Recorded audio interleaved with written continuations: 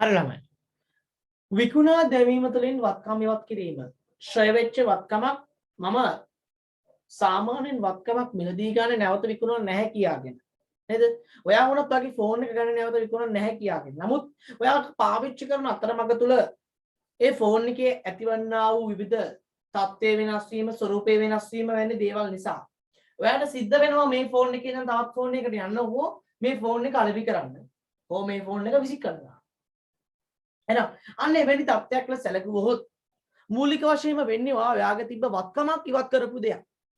මෙන්න මේ වත්කම ඉවත් කරන්න පුළුවන් ඕනම තත්ත්වයක් යටතේ කොහොමද විකිණීම, ඉලව් කිරීම හෝ විනාශ කිරීම. ඒ තුනම වෙන්නේ එකම පිළිවෙලකට. එතකොට අපි ඒකෙදි අද සාකච්ඡා කරන්න යන්නේ පළවෙනි ක්‍රමය ගැන. විකුණා දැමීම තුළින් වත්කමක් ඉවත් කිරීම. ලියා ගන්න මාතෘකාව විකුණා දැමීම තුළින් වත්කම ඉවත් කිරීම. විකුණා දැමීම තුළින් වත්කම් ඉවත් කිරීම. විකුණා දැමීම තුළින් වත්කම් ඉවත් කිරීම. විකුණා දැමීම තුළින් වත්කම් ඉවත් කිරීම. හරියට තේලියන්න.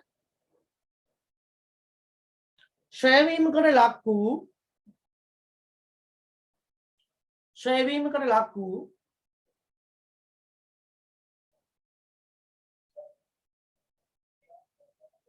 ජංගම නොවන වත්කම්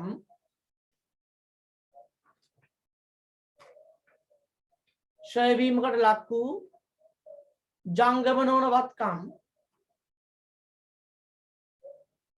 ශ්‍රේවීමකට ලක් වූ ජංගම නොවන වත්කම්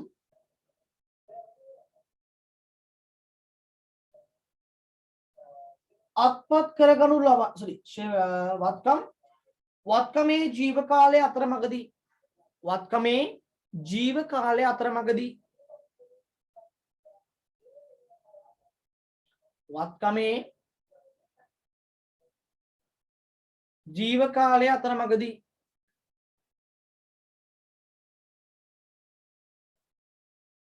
වත්කමේ ජීව කාලය අතරමඟදී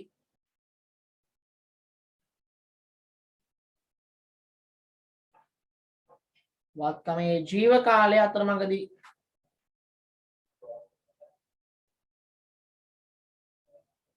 විකුණා දැමීමකට ලක් වුවහොත් විකුණා දැමීමකට ලක් වුවහොත් විකුණා දැමීමකට ලක් වුවහොත් විකුණා දැමීමකට ලක් වුවහොත් විකුණා දැමීමකට ලක් වුවහොත්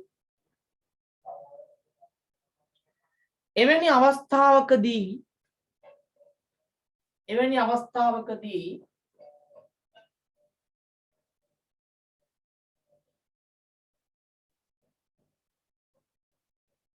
අනුගමනය කළ යුතු ගිණුම් කරන ක්‍රියාමාර්ගය එවැනි අවස්ථාවකදී අනුගමනය කළ යුතු ගිණුම් කරන ක්‍රියාමාර්ගය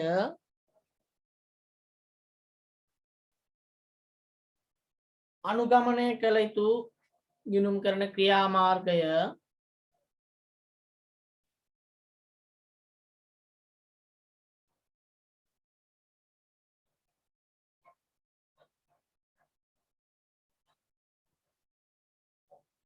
අනුගමනය කළ යුතු ගිණුම් කරන ක්‍රියාමාර්ගය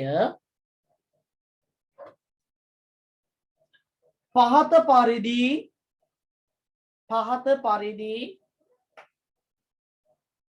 අධියර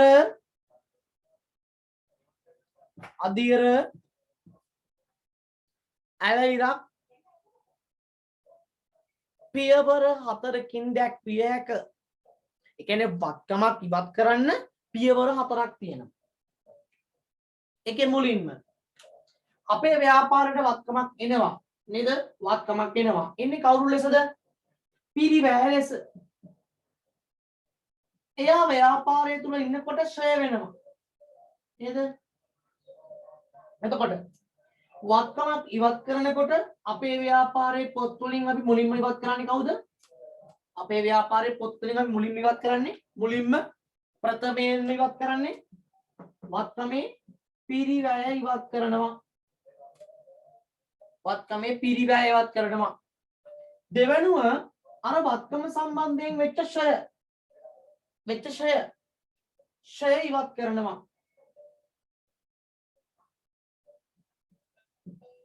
ඊළඟට ඉවත් කරනවා වත්කම සම්බන්ධයෙන් ඉවත් කිරීමක් නොව වත්කම විකිණීම සම්බන්ධයෙන් ලද මුදල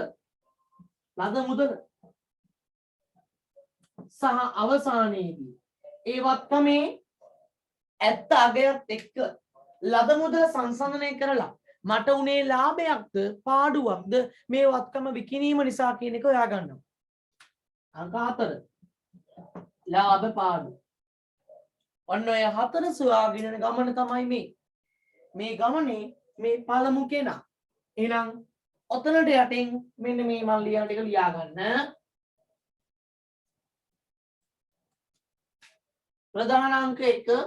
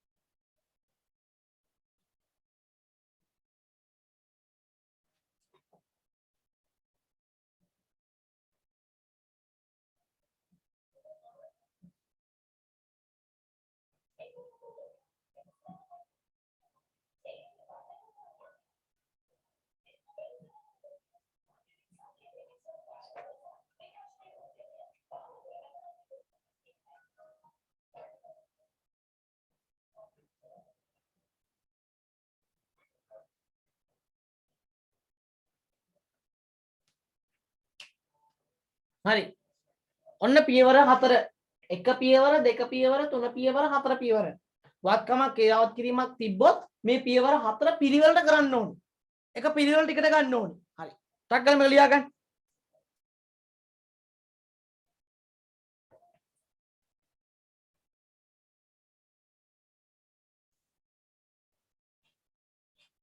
හරි. ලියන්න ගානක්. ඊළඟ උදාහරණ අංක කීයද? ප්‍රශ්නාංක 18.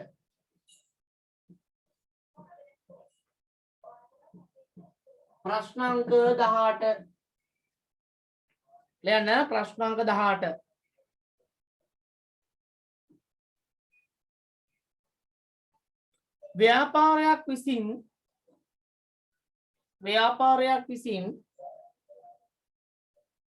ව්‍යාපාරයක්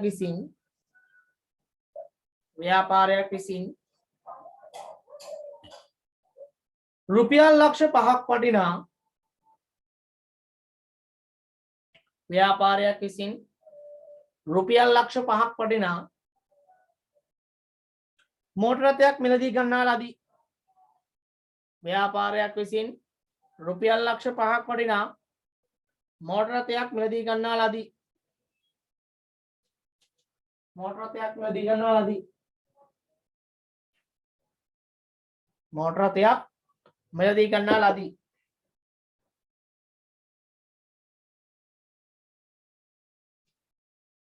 එය සරල මාර්ග ක්‍රමයට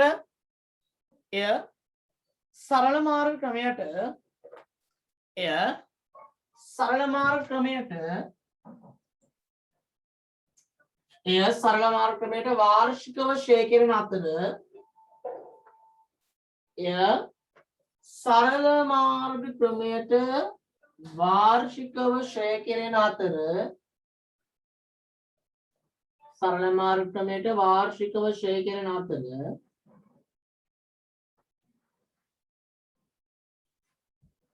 ක්‍රමයට සිට 10ක් වාර්ෂිකව ෂේ කෙරෙන අතර සරල මාර්ග ක්‍රමයට සිට 10ක් වාර්ෂිකව ෂේ කෙරෙන අතර සිට 10ක් වාර්ෂිකව ෂේ කෙරෙන අතර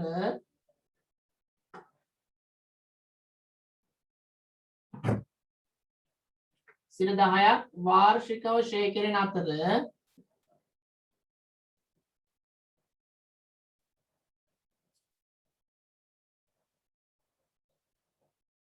මෙම මෝටර රථය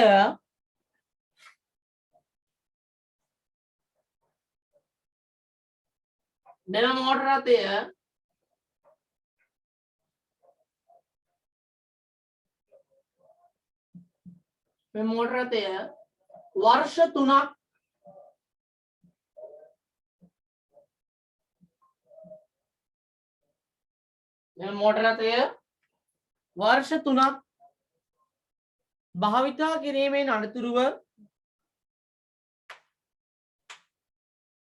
මේ මෝටර රථය වර්ෂ 3ක් භාවිතා කිරීමෙන් අනතුරුව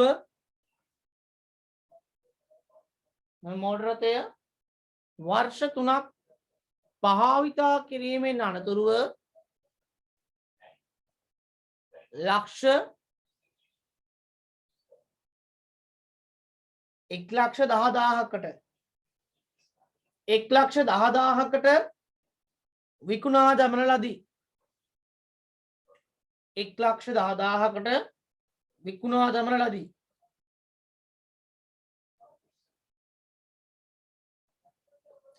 1,10,000කට විකුණා දමන ලදී.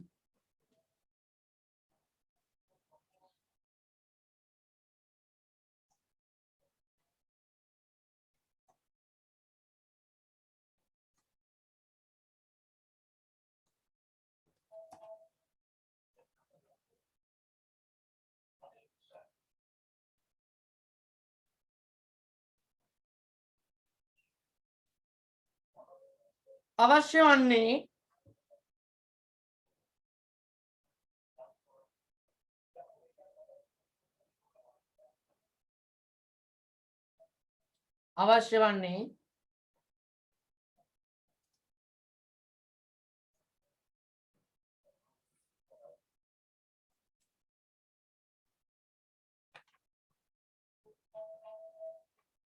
අවශ්‍ය වන්නේ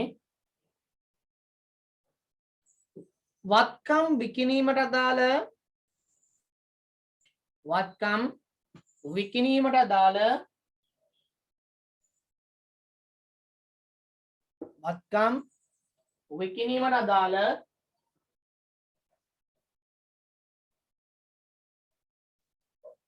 වත්කම් විකිණීමට අදාළ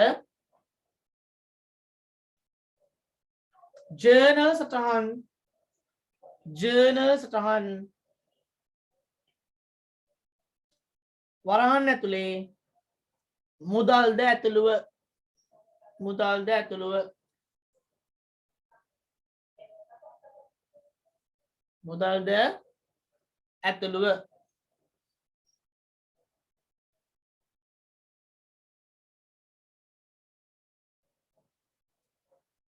මුදල්ද ඇතුළුව හරි එහෙනම් බලන්න දැන් අපේ ව්‍යාපාරයට මිලදීගත්තු යම්කිසි වත්කමක් ඉවත් කිරීමක් කරනවා. ඒ ඉවත් කිරීම කරනකොට මුලින්ම ඔයා ඉගෙන ගන්න ඕනි මේ ඉවත් කිරීම යන ඩබල් එන්ට්‍රීස් නැත්නම් දිත සටහන. එතකොට ඒක අපි මුලින්ම නිර්මාණය කරන්නේ පොදු ජර්නලය තුල. එතකොට යම් වත්කමක් ඉවත් කිරීමේ පළවෙනි පියවර මොකක්ද? එම වත්කම සම්බන්ධයෙන් තිබ්බ පිරිවැය ඉවත් කරන එක. නේද? එම වත්කම සම්බන්ධයෙන් ඌ පිරිවැය ඉවත් කරන එක. නේද? පිරිවැය කීයක් තියෙනවද මේ වත්කමේ? ලක්ෂ 5. එතකොට මේක වත්කම් ගිණුමක් නිසා වත්කම් ගිණුමක ශේෂය ඉවත් කරන්න නම් වත්කම් ගිණුම බැර ඉවත් කිරීමේ ගිණුම හර.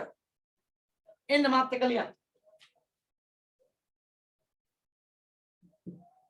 මෝටර රථ මේ කෙරවලින් පටන් ගන්න. මෝටර රථ ඉවත් කිරීම. මෝටර රථ ඉවත් කිරීම හර රුපියල් ලක්ෂ 5යි. ඒ වගේම තමයි මෝටර රථ ගිණුමට බැර කරන්නේ. මෝටර රථ ගිණුමට බැර කරනවා. මෙච්චරයි මේක වෙන්නේ. මෝටර රථ ඉවත් කිරීමේ ගිණුමට හර කරනවා.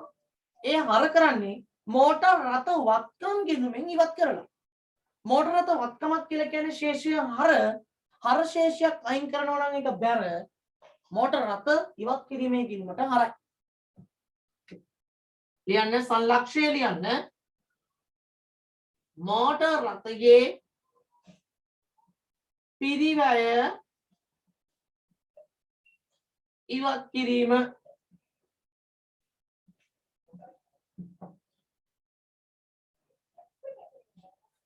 මෝටර රථයේ පිරිවැය ඉවත් කිරීම. ඔන්න එක.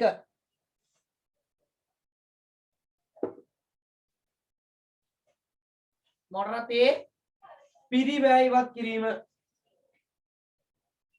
මෝටර රථයේ පිරිවැය ඉවත් කිරීම. ඊළඟ දෙවෙනි එක. දෙවෙනි පියවර.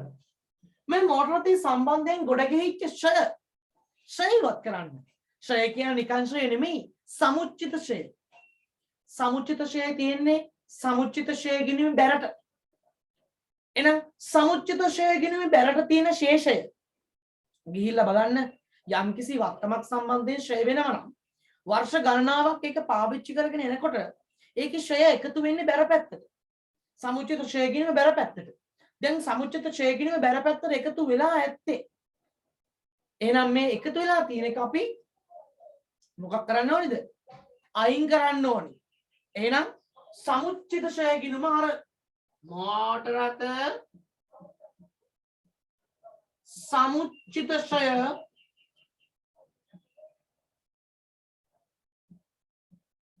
අර මෝටර රථ ගිණුමට බර කරනවා. ඒ කියන්නේ මේ පිරිවැය ෂය එවැනි දේවල් ඉවත් කරලා ඒ ඔක්කොම ටික ගලපන්නේ කොහෙද? මෝටර රථ ඉවත් කිරීමේ ගිණුම තුල. හරියට නිකන් අපි සරලව කිව්වොත් මම මෙන්න මෙහෙම දෙයක් උදාහරණයක් කියන්නම්. හරි? අපි යම්කිසි අපි තුමු මිනිස්සෙක් අප අතරින් අයින් වුණාම එයාගේ ඔක්කොම අවසන් කටයුතු කරන්නේ කොහෙද? සෝනේනේ. අන්න ඒ වගේ තමයි. එතකොට මෝටර රථ ඉවත් කිරීමේ ගිණුම තුල තමයි නේද? මෝටර රථ ඉවත් කිරීමේ ගිණුම තුල තමයි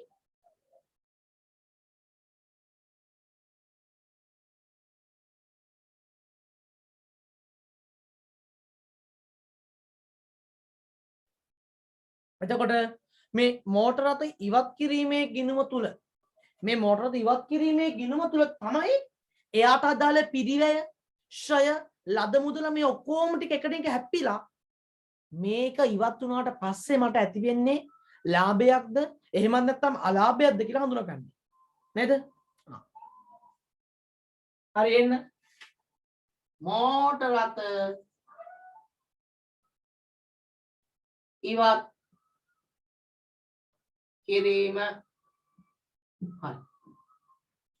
එතකොට දැන් මම දන්නවද මේ වත්කමේ පිරිවැය මෙච්චරයි කියලා දැනගත්තා. පිරිවැය මෙච්චරක් නිසා පිරිවැය ඉවත් කළා. නමුත් දැන් මම දන්නවද මේ වත්කමේ ශ්‍රේය කොච්චරක් තියෙනවද කියලා? නෑ. අපි ශ්‍රේය හොයා ගන්න ඕනේ. එන්න ශ්‍රේය හොයමු. හොයන්න.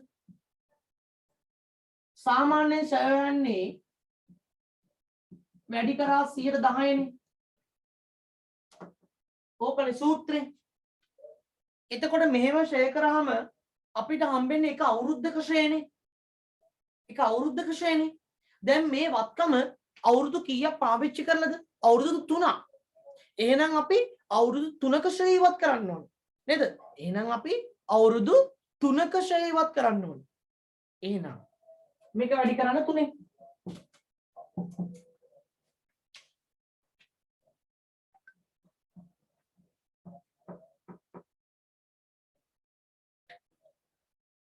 හරිද? එහෙනම් අවුරුදු 3කට අදාළ සමුච්චිත ශ්‍රය 1,50,000 එන්න දාන්න.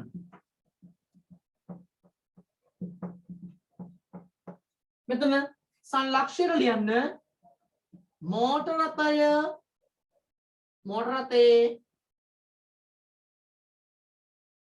සමුච්චිත ශ්‍රය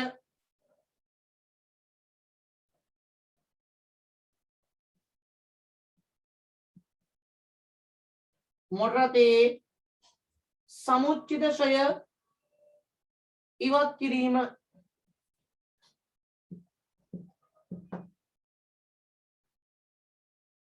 මෝටර රථයේ සමුච්චිත ශ්‍රය ඉවත් කිරීම.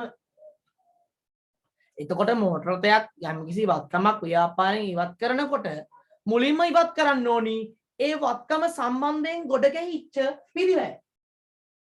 ඊළඟට ඉවත් කරන්න ඕනි ඒ වත්කම සම්බන්ධයෙන් ගොඩ ගැහුණු ශ්‍රය. ඒ කියන්නේ වත්කමක් අපි අතරින් අයින් කරලා දානවා නම් මුලින්ම අයින් කරන්න ඕනි ඒ වත්කමේ පිරිවැය. ඉන් අනතුරුව ඒ වත්කම සම්බන්ධයෙන් තිබ්බ සියලුම දේවල් අයින් කරන්න ඕනේ. නේද? එතකොට පිරිවැය අයින් කළා, ශ්‍රය අයින් කළා. දැන් මේ වත්කම ඉවත් කරනකොට මට යා මුදලක් හම්බ වෙනවා. විකුණීමක් නේ කරන්නේ. එහෙනම් විකිණීමක් කරනකොට මට මුදල් හම්බ වෙනවා. අන්න ඒක දාන්නේ. අන්න ඒක දාන්නේ. 3. මුදලක් හම්බ වෙනවා නම් මුදල්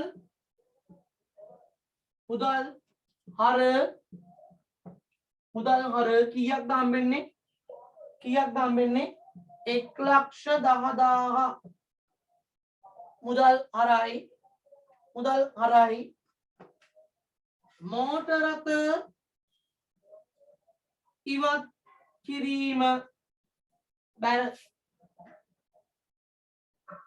අන්න ලද මුදල නම් මුදල්පත හර බැර වෙනවා කොහෙටද? මෝටර රථ ඉවත් කිරීමේ ගිණුමට. බැර කරන්න වෙන තැනක් නැති නිසා. ලියන්න. විකිණීම නිසා ලද මුදල වාර්තා කිරීම.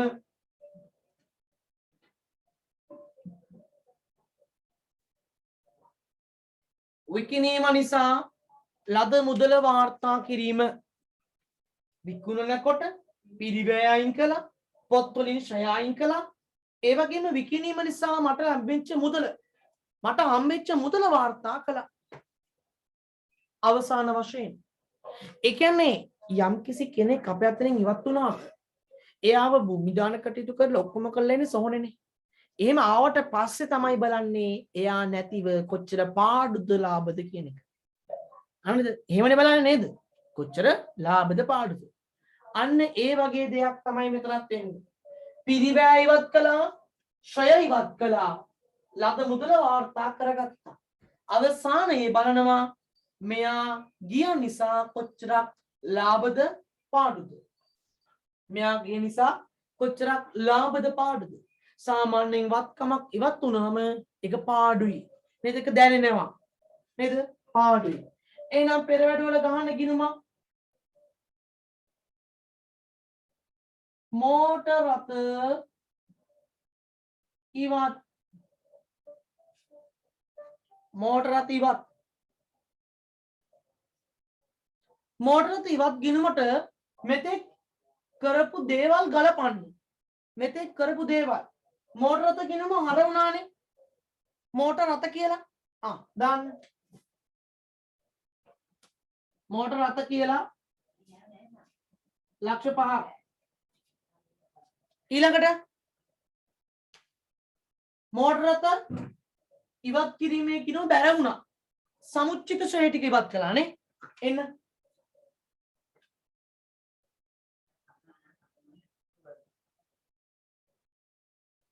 මෝටර රථ සමුච්චිත ශ්‍රය දාන්න 1,50,000යි.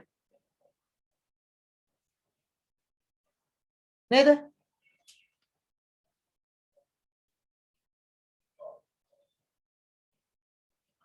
මෝටර රථ සමුච්චිත ශ්‍රය බැර කරන්න 1,50,000ක් කියලා. ඊළඟට මොකද්ද? ලද මුදල කීයද? ලද මුදල 1,10,000යි. මුදල් පොත අර මෝටර රථ ඉවත් කිරීමේ ගිණුමට බැර. දැන් ලද මුදල්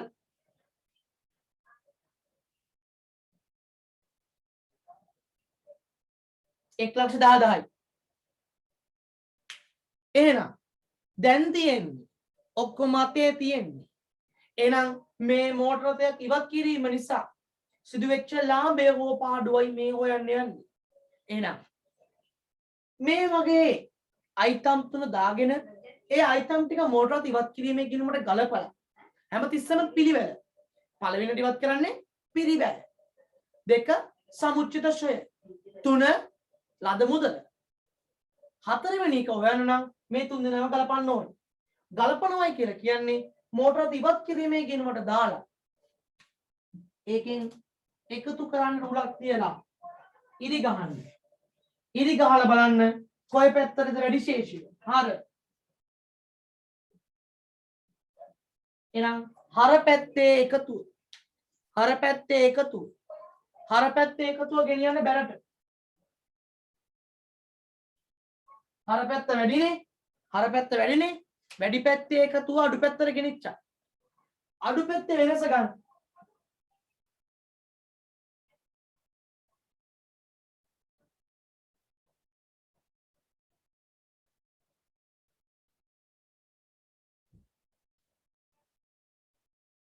අන්න වෙනසක් එනවා. අන්න වෙනසක් එනවා 2,40,000ක. ඒක ලියන්න. ඒකල ලියන්න. ඒකල ලියන්න. අප්‍ර පුංචි කෑල්ල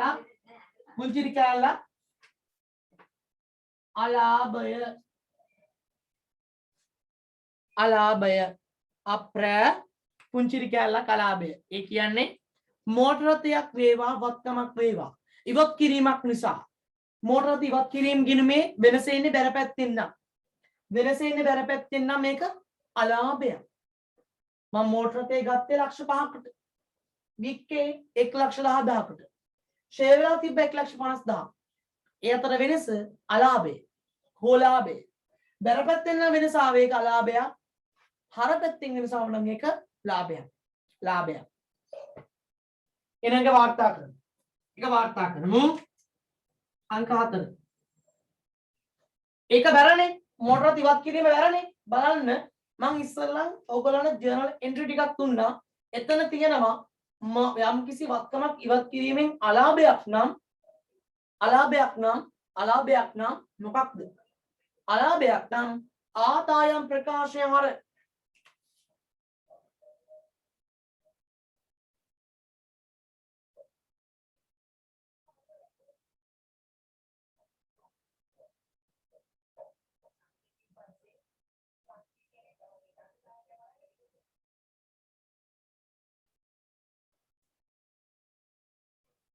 හරි කීයද 2,40,000යි 2,40,000යි බැර කරන්න මෝටරක ඉවත් කිරීම ගිණුමට 2,40,000යි එච්චරයි ගිණුම වහලා දාන්න එච්චරයි බලන්න මුලින්ම අපි මොකද්ද කරේ වත්කමක් ඉවත් කිරීම සම්බන්ධයෙන් මුලින්ම කරේ එහි පිරිවැය ඉවත් කළා ඉන් අනතුරුව එහි සමුච්චිත ශය ඉවත් කළා ඉන් අනතුරුව එම මත ලැබූ ලද මුදල් වාර්තා කළා ඊළඟට ඒ මුදල ලැබීම ඉවත් කිරීම අනම්මනම් දේවල් නිසා මට උනේ ලාභයක්ද පාඩුවක්ද කියන එක මම ටී ගිණුම ගහලා කළා ඒකෙන් වෙනස ආවේ බැර පැත්තට නිසා මම කියනවා මට අලාභයක් වුණේ හර පැත්තෙන් ආවනම් ලාභයක් වුණේ හරිද එහෙනම් බලන්න පළවෙනි ගාන වත්කම ඉවත් කිරීම සම්බන්ධයෙන් විකිණීම සම්බන්ධයෙන් බලන්න හරි බලන්න ඒ ගාන තවදුරටත් පැහැදිලි කිරීමක් ගත්තොත් මෙන්න මෙහෙම අපි හිතමු අද කවද්ද 2021 1 කියලා හිතන්න නේද අපි හිතමු 2025 1 ඔයා අද ගන්නවා ෆෝන් එකක් ගන්නවා වටිනාකම රුපියල් ලක්ෂයයි හරි ඊට පස්සේ ටික දවසක් ඔයා පාවිච්චි කරගෙන යනවා මේක නේද පාවිච්චි කරන් යනකොට අවුරුද්දක් දෙකක් තුනක් හතරක් පාවිච්චි කරනවා අවුරුදු 3ක් පාවිච්චි කරනවා ඔයා දැන් මේක අවුරුදු 3ක් පාවිච්චි කරනවා ඒ කියන්නේ ඔයා මේක ගත්තේ 2025 1 එතකොට 2026 1ට එක අවුරුද්දයි ඊළඟට 2027 1ට තව අවුරුද්දයි 2028 1ට එක අවුරුද්දයි දිගට යනවා.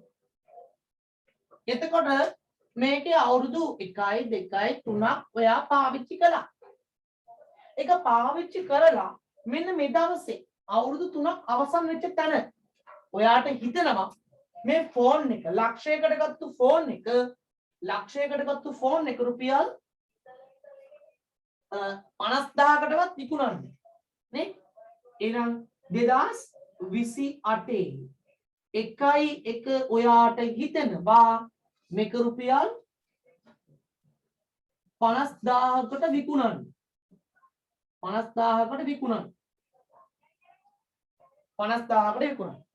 හරිද එතකොට ඔයා බලනවා මගේ ෆෝන් එක දැන් ලක්ෂයක් වටිනවා තමයි හැබැයි ඉතින් මගේ ෆෝන් එක මගේ අතින් පොඩ්ඩක් කැඩිලා කියන්නේ ෂේ වෙලා තියෙනවා වටේ ෆ්‍රේම් එක ගෙවිලා පොඩ්ඩක් පවර් බටන් එක ඔබලම චුට්ටක් වැඩ කරන්නේ නැහැ වොලියුම් බටන් එක වැඩ කරන්නේ නැහැ ටිකක් ටච් වෙනවා හොරයි ඩිස්ප්ලේ එකෙත් පොඩි ඉරක් දෙකක් ගිහිල්ලා ඒ කියන්නේ මගේ ෆෝන් එක මට ලක්ෂයකටම දෙන්න බෑ හේතුව තමයි මගේ ෆෝන් එක මම දැන් පාවිච්චි කරලා තියෙනවා ඒකට පාවිච්චි කරා නම් ඒ පාවිච්චි කිරීමෙන් අනතුරුව මේ ෆෝන් එක ඇත්තටම වටින ගාණක් ඇති ඒ කියන්නේ අර කැඩිච්ච බෙදිච්ච අයින් කරා නම් මේ පිරිවැයෙන් අපි හිතමු ටෙම්පර්ඩ් ග්ලාස් එකක් ගන්න 1000ක් යනවා 1000ක් යනවා ටෙම්පර්ඩ් ග්ලාස් එකක් ගන්න 1000ක් යනවා ඩිස්ප්ලේ දාන්න 10000ක් යනවා බැටරියක් දාන්න 5000ක් යනවා චාර්ජරයක් ගන්න තව 3000ක් යනවා තව වටේ ෆ්‍රේම් එක ගෙවිලා ඒකට කින්ත ගන්න ඕනේ ඒකට රුපියල් 1000ක් යනවා එතකොට මේ ඔක්කොම කියලා කියන්නේ රුපියල් 20000ක් දැනට මේ ෆෝන් එක සම්බන්ධයෙන් ගෙවිලා නේද ඒකනේ හැම වෙලේම 10%ක් ෂෙයා කරන්නේ නැහැ ඒක අපිට ගානෙන් ගානට වෙනස්. ඒ ගාන දෙන විදිහට තමයි අපි ගන්න. එතකොට දැන් මේ බලන්න මේ ලක්ෂයකට ගත්තු පිරිවැය වූ වත්කම මට මෙදා ලක්ෂයකට වටිනවා වුණාට මෙදා රුපියල් ලක්ෂයකට වටිනවා වුණාට ඒක 2028 1 දිනට ඇත්තටම ලක්ෂයක් වටින්නේ නැහැ. එහි සුද්ධගේ කීයද? මේ ලක්ෂයෙන් වෙච්ච සමුච්චිත ෂේ ටික අයින් කරන්න. ෂේ ඔක්කොම ටික අයින් කරන්න. ෂේ කියලා කියන්නේ ගෙවි යෑම. එතකොට මම නිකන් දැනට ගත්තා ෂේ අනුපාතයක් නැතුව. ෂේ අනුපාතයක් නැතුව 20000ක් ගෙවිලා ගිහිල්ලයි කියලා. 20000ක් ගෙවිලා ගිහිල්ලයි කියලා ගත්තා. එතකොට ඇත්තටම මෙදා ගත්තු ෆෝන් එකේ මෙදා වෙනකොට තියෙන අවුරුදු 3කට පස්සේ ඇත්තටම වටින්නේ රුපියල් 80000යි. ෆෝන් එක ඇත්තටම පිරිවැය. ඇත්තටම මට තක්සේරු කරගන්න පුළුවන් මගේ ෆෝන් එක මෙදාට 80000කට වටිනවා. 80000කට වටිනවයි කියලා මට කියන්න පුළුවන්. හැබැයි මම මේ ෆෝන් එක විකුණන්න තීරණය කරන්නේ රුපියල් 50000කට. මම මේ ෆෝන් එක විකුණන්න තීරණය කරන්නේ රුපියල් 50000කට. ඇත්තටම මගේ ෆෝන් එක 80000ක් වටිනවා වුණාට මම මේ ෆෝන් එක විකුණන්නේ 50000කට නම් ඇත්තටම ඒ ෆෝන් එක 80000ක් වටිනවා වුණාට මම ඒ ෆෝන් එක විකුණන්නේ රුපියල් 50000කට නම් මට කීයක් ලාභද? එහෙනම් එතන අපි අලාභය හඳුනාගත්තා 30000ක් කියලානේ. මෙතන අලාභය හඳුනාගත්තා 30000ක් කියලා. අලාභය හඳුනාගත්තා 30000ක් කියලා. හරි. ලියන්න ඊළඟ ගාන. ලියන්න ඊළඟ ගාන. ප්‍රශ්නාංක 19. ප්‍රශ්නාංක 19. ව්‍යාපාරයක් විසින්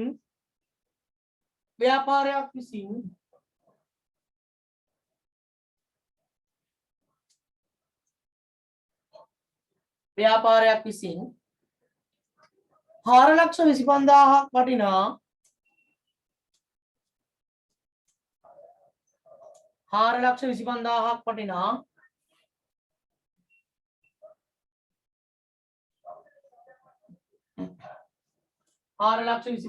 වටිනා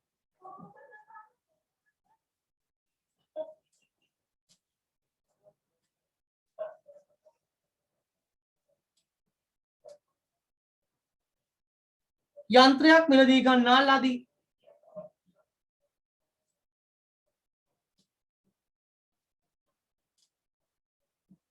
යන්ත්‍රයක් මිලදී ගන්නා ලදී.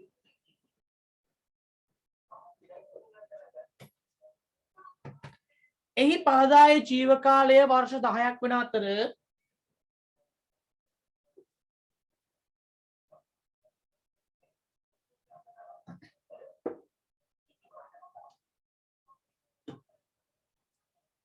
එහි පළදායේ ජීවකාලය වර්ෂ 10ක් වන අතර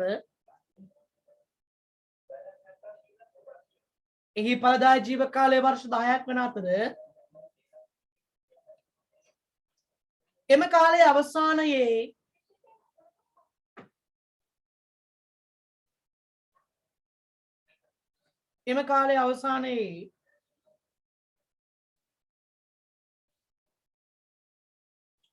එම කාලයේ අවසානයේ මෙහි සුන්බුන් අගය රුපියල් 25,000කි.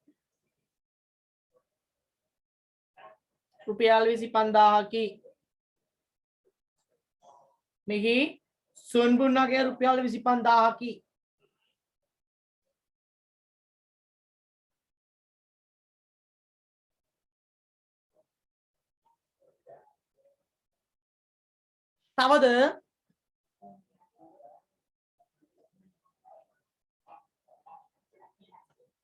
තවද පස්වන වර්ෂයේ අවසානයේ වසර 5ක් අවසන් වී වසර 5ක් අවසන් වී වසර 5ක් අවසන් වී වසර 5ක් අවසන් වී මෙම මෝටර රථය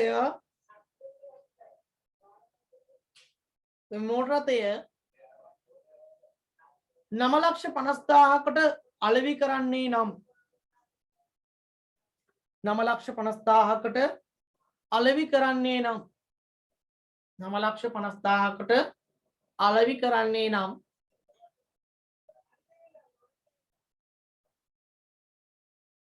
9,50,000කට අලෙවි කරන්නේ නම්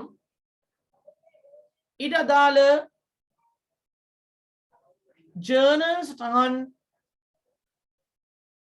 වරණ තුලේ මුදල්ද ඇතුළුව වරහන වහලා